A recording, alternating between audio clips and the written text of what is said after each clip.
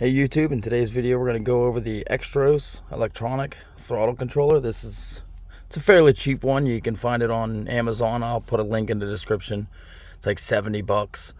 Comparable to your pedal commander, your throttle commanders. I bought this just because it was cheap. I wanted to see what the hype was all about on these things, and honestly, like, it's a night and day difference from stock to just changing the throttle response. They're really simple to install. You can stick it right here in your dash. Mine's a little dirty. I've had it in here a couple weeks. You just run the wires down through here, right below your steering wheel.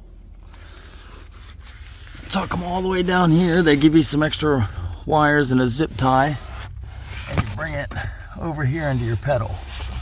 It's real easy to connect up. It just plugs in right in here. This is the wire, and basically it gives you the power right away. And you can check your modes while the truck is off, just by putting your key into it here.